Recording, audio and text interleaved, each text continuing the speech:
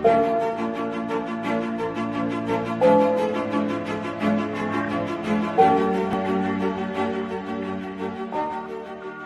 the beginning, God created the heaven and the earth.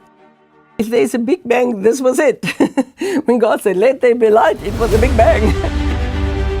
The beginning is like, we do not really understand it because this is not the first chronological verse in the Bible.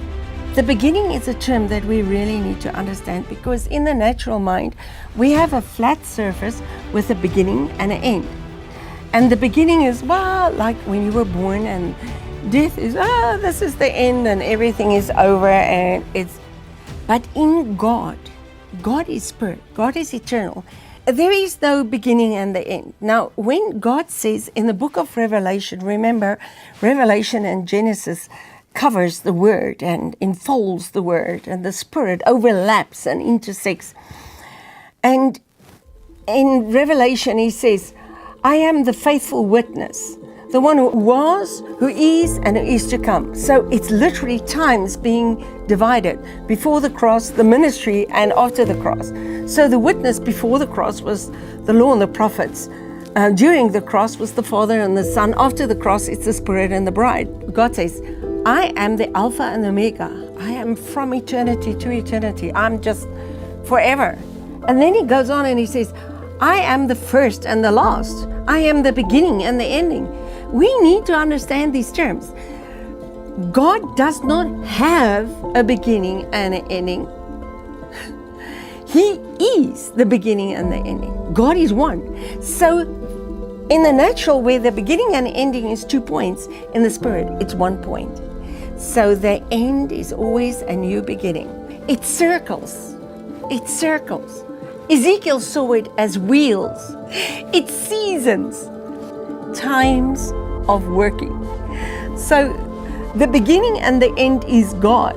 And the whole period of time is a cycle of time. 2 cycles is a day. Now a day becomes the most important measurement.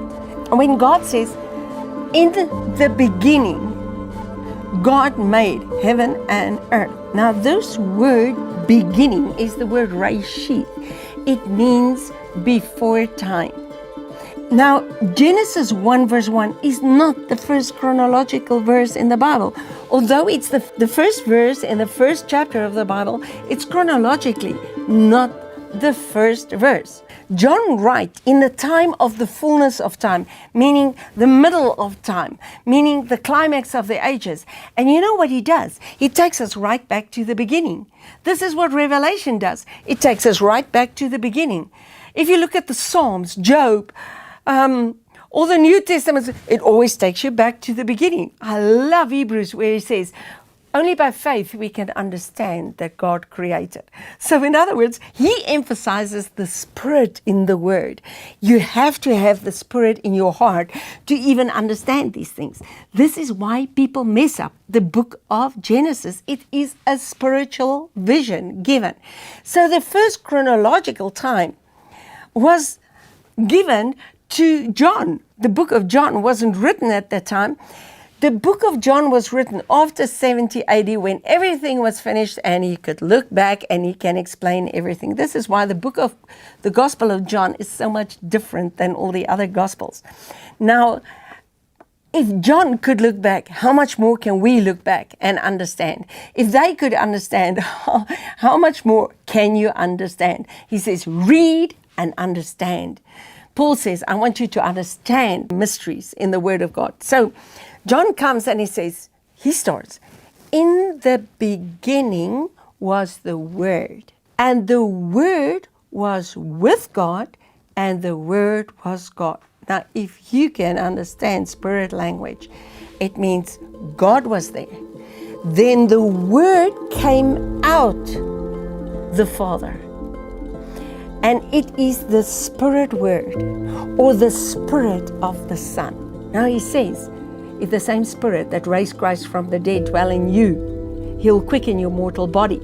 So in the beginning, the Spirit came out the Father, but the Word was God, the Spirit Word was God, and God was with God.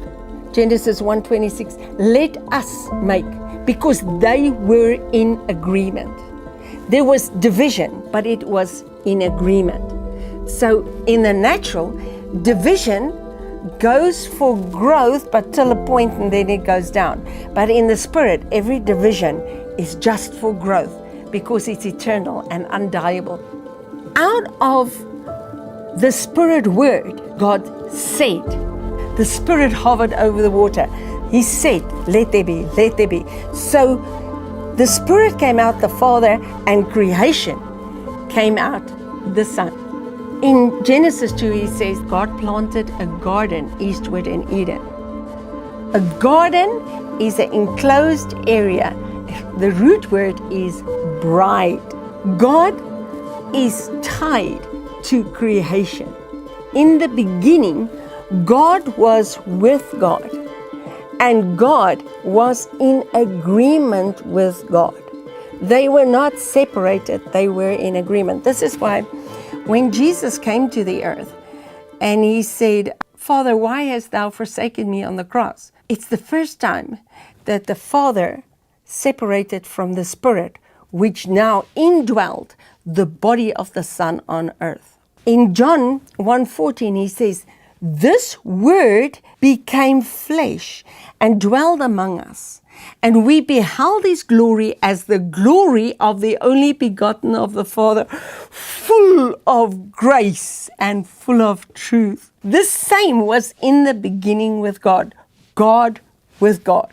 In him was life, and the life was the light. So when God said, let there be light, you know what he did? He poured himself into the earth. This is why you get growth before there was a sun and the moon and the stars, because in the perfect day, the sun and the moon and the stars was made for glory. It wasn't made for the purpose of seasons. There's no seasons in perfection. Seasons are germinating, living, dying, germinating, living, dying. It's a cycle. It's a cycle. But in perfection, there was no. So this is where we pick it up in Psalms, where it says, for his glory, for his pleasure, they were created. But time is totally a different realm.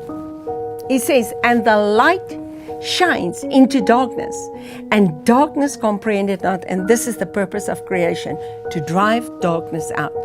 The purpose that the light shines in you is to drive darkness out. Stop fighting the wrong. Switch on the light. It's actually so simple. We've got to get his light into the situation. The beginning is a very, very important time. Isaiah 46:10, God has determined the end from the beginning. So if you do not understand the beginning, you're not going to understand the end. Because people do not understand Genesis 1. Everything that happens in the natural, they think it's their end. No. The end is literally described in 1 Corinthians 15. God is sitting after the ascension. He's waiting in the heavenly realms. He's waiting till the last enemy is under his feet, because he dealt with death. He dealt with Satan, abolished death, but he gave it back into our hands, and we need to grow in grace, grow in the kingdom, until we all come to the full measure of the fullness of the Christ. And God is waiting for that time till all enemies are under our feet.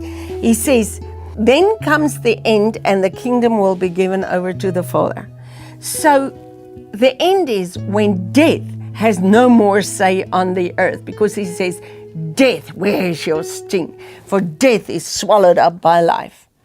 Now this is the time that we are to enter in. The end is no death. Where do you get this? In the Bible, in Genesis 1 and Isaiah 46:10. The end is determined from the beginning. The end is rest.